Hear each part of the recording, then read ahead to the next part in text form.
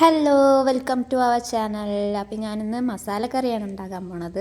അപ്പോൾ അതിന് വേണ്ടിയ ഇൻഗ്രീഡിയൻസുകളാണ് ഇപ്പോൾ കാണിച്ചുകൊണ്ടിരിക്കുന്നത്. സവാള, തക്കാളി, ഇഞ്ചി, പച്ചമുളക്, കറിവേപ്പില, തേങ്ങ, പിന്നെ ഉരുളക്കിഴങ്ങ്, ഗ്രീൻ പീസും കോളിഫ്ലവറും കൂടി ഉള്ളത്. അപ്പോൾ നമ്മൾ തേങ്ങ വറുത്തെടുക്കണം. അപ്പോൾ ഇത്തിരി എണ്ണ ഒഴിച്ച് അടുക്കി പിടിക്കാതെ ഇത്തിരി എണ്ണ ഒഴിച്ചിട്ട് തേങ്ങ വറുക്കുക. അപ്പോൾ കൊച്ചുള്ളിയൊക്കെ ഉണ്ടെങ്കിൽ ആഡ് ചെയ്യുക. ഒരു ഗോൾഡൻ കളറാകുമ്പോൾ മസാലകൾ ആഡ് ചെയ്യുക. മഞ്ഞൾപ്പൊടി, മല്ലിപ്പൊടി, മുളക് പൊടി. എന്നിട്ട് നന്നായിട്ട് മിക്സാക്കി വാട്ടി മൂപ്പിച്ചെടുക്കുക. കൊച്ചുള്ളി ഉണ്ടെങ്കിൽ അഥവാ ചെറിയുള്ളി ഉണ്ടെങ്കിൽ അതിൻ്റെ ഒപ്പം ഇട്ട് ഒന്ന് ചൂടാക്കി ഒന്ന് അധികം മൂക്കണ്ട, ഒന്ന് എടുക്കുക കേട്ടോ. എൻ്റെ കയ്യിൽ ഇല്ലാത്ത കാരണം ഞാൻ സവോളൻ്റെ ചെറിയ 2-3 പീസുകളാണ് എടുത്തിരിക്കുന്നത്. അപ്പോൾ അതും കൂടി ഇതിൻ്റെ കൂടെ ചൂടാക്കി എടുത്ത് പ്ലേറ്റിലോട്ടാക്കി മാറ്റി വയ്ക്കുക.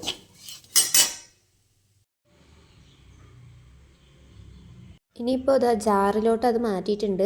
അതിൽ കൂടെ ജീരകം, ആവശ്യത്തിനുള്ള ജീരകം ഇട്ട് നമുക്കൊന്ന് അരച്ചെടുക്കാം കേട്ടോ.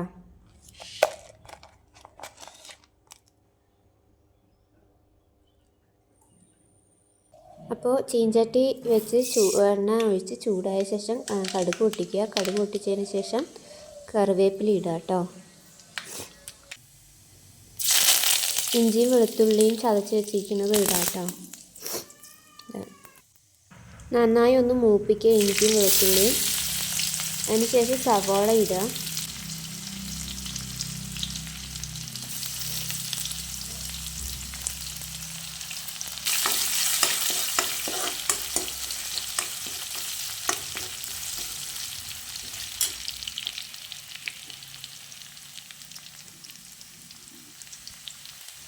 മൂത്തതിന് ശേഷം സവാള ഇടുക.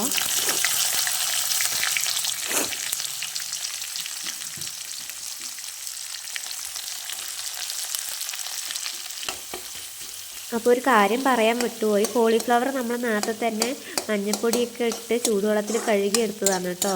അതാണ് മഞ്ഞ കളറ് കണ്ടത്. അത് ഞാൻ പറയാൻ വിട്ടുപോയി. അപ്പോൾ സവോളയൊക്കെ ഒന്ന് നന്നായിട്ട് പെട്ടെന്ന് മൂത്ത് വാടി കിട്ടാൻ വേണ്ടിയിട്ട് ഞാൻ ഉപ്പ് ആഡ് ചെയ്യുന്നുണ്ട് കേട്ടോ. ഉപ്പ് ഇടുക.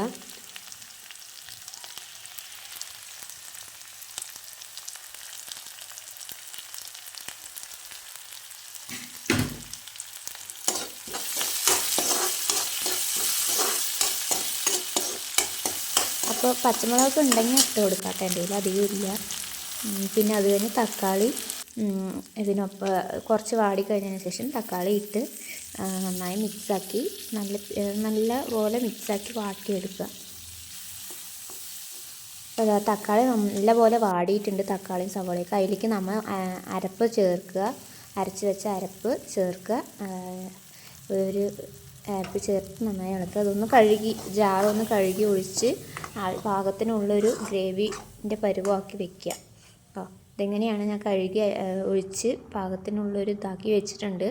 അത് തിളച്ച് വരുമ്പോൾ നമ്മൾ നന്നാക്കി വെച്ചിട്ടുള്ള പച്ചക്കറികൾ കോളിഫ്ലവർ, ഗ്രീൻ പീസ്, ഉരുളക്കിഴങ്ങൊക്കെ കൂടിയിട്ട് അതിനകത്ത് വേവിക്കാം.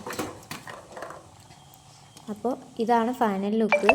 അപ്പോൾ ഇങ്ങനെ ആയി വന്നിട്ടുണ്ട്. ഇത് ചപ്പാത്തിക്കും ചോറിൻ്റെ കൂടെ കഴിക്കാനും ഒക്കെ നല്ല ഒരു മസാലക്കറിയാണ് കേട്ടോ. തേങ്ങ അരച്ചിട്ടുള്ള മസാലക്കറി. അപ്പോൾ എല്ലാവരും ട്രൈ ചെയ്ത് നോക്കണം. ഈസിയാണ്.